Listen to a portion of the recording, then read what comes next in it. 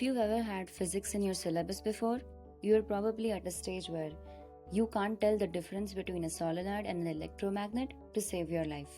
And engineering loves to make things even more confusing by adding terms like solenoidal in vector calculus and connecting electromagnetic phenomena to wireless communication.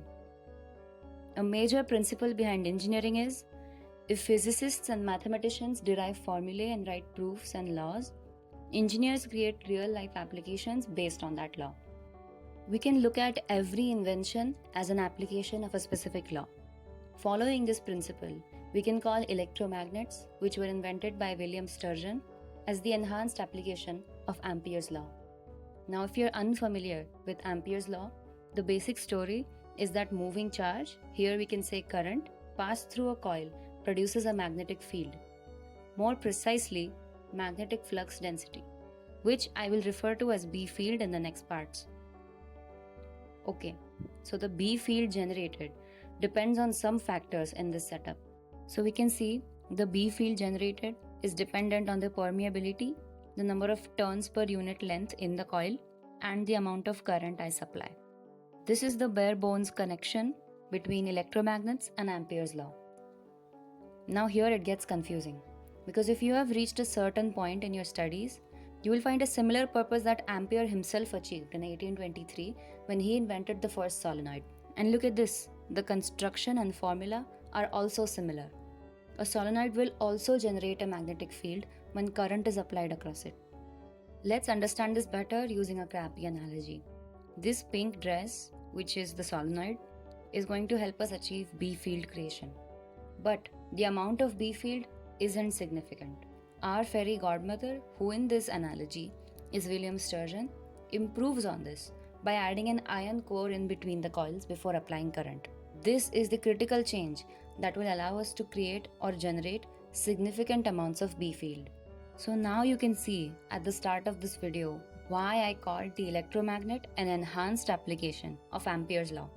So if we wanted to make the link in our brains according to the principle of engineering, both solenoid and electromagnet as inventions are linked to Ampere's law. Let's see what difference adding an iron core between the coils made.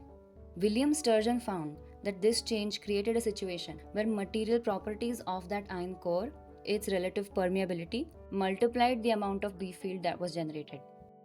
So the key finding here is that the same setup with Sturgeon's modification can yield a stronger magnetic flux density if we harness material properties of the iron core. If you look at this formula closely, you'll find that the number of turns per unit length and the current are associated with the coil. But there is a new term called relative permeability associated with the iron core that also influences the amount of B field. Despite the core not physically touching any part of the setup, a part of its identity, its relative permeability, is influencing and greatly magnifying the output B field. Let's see how this happens with an example. An iron core has the relative permeability of 5000. So if a solenoid structure generates X amounts of magnetic flux density, adding an iron core to this setup will generate 5000X amounts of B field. If I wanted the same amount of flux density without the core, I would either need 5000 times my original supply current or 5000 times the number of turns per unit length. Apart from just being magnified, I can totally just replace the iron core and add something else entirely. Just look at this table. Let's just say I wanted 100 times the B field instead of 5000. I can remove the iron core from my setup and add a carbon steel core instead. This is what makes electromagnets so much cooler. In summary, not only do they allow for magnified B field, it's also controllable B field. I'm planning to make some videos that will explain where exactly this B field is used. So stay tuned if you want more in-depth videos about electronics and electrical engineering.